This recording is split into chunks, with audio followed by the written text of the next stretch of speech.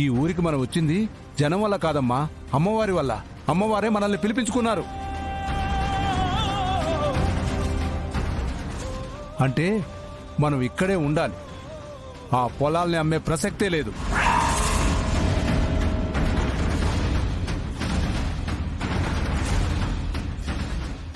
అంబిక, అక్క, నాన్న చెప్పినట్టు చేయడమే మంచిది.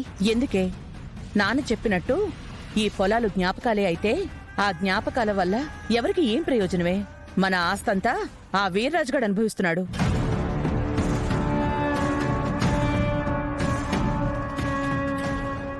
నాన్న, నువ్వు జ్ఞాపకాలని ఈ ఊరు వాళ్ళని ఆరాధిస్తున్నావు. ఆ రోజు మనం ఈ ఊరు వదిలి వెళ్ళింది ఇక్కడి జనం వల్లనే నాన్న. ఆ విషయం మర్చిపోతున్నావు. నానా, వాళ్ళు మనకి ఎంత చెడు చేసినా మనం వాళ్లతో పాటు ఆస్తిని, మన పొలాన్ని అమ్మేసి వాళ్ల బాగు కోసం మంచికే చేస్తున్నాం కదా నాన్నా. అది అర్థం అవుతుంది కదా. వదినా, రాక రాక మనం ఈ ఊరికొచ్చాం. ఇప్పుడు ఈ పొలాలమ్మి వెళ్ళిపోవడం అంతగా బాగుండదేమో. వదినా, మేము ఈ ఊరు వదిలి వెళ్లిపోయిందే మీ వల్ల. ఆ రోజు అవమానించింది మిమ్మల్ని, మా అన్నయ్యని.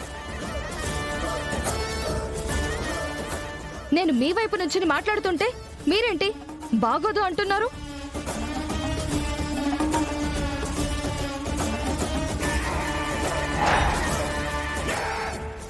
అవునులే, ఏమైనా కొడుకు జీవితంలోకి రాకపోయి ఉంటే నా కొడుకు హాయిగా ఇక్కడే బతికుండేవాడేమో.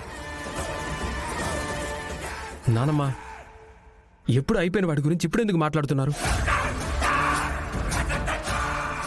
పొలాల్ని ఎలా అయినా అమ్మించాలని అంబికమ్మ పెద్దయ్యని ఒప్పించే పనిలో ఉంది. ఇది జరగకూడదు. వీటన్నిటి వెనకాల ఏదో కుట్ర ఉంది. ముందు పొలాన్ని అమ్మాలో లేదో అది తేల్చండి.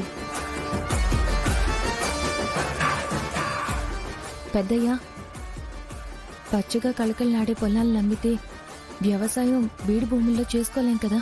అదేనమ్మా వీళ్ళకి అర్థం కావడం లేదు. ఏయ్, నిన్నెవడడిగాడు బోడి సలహాలు?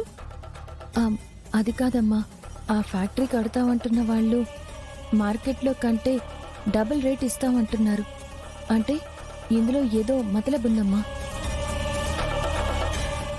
ఏయ్, నీకేం తెలీదు, నువ్వేం మాట్లాడుకో.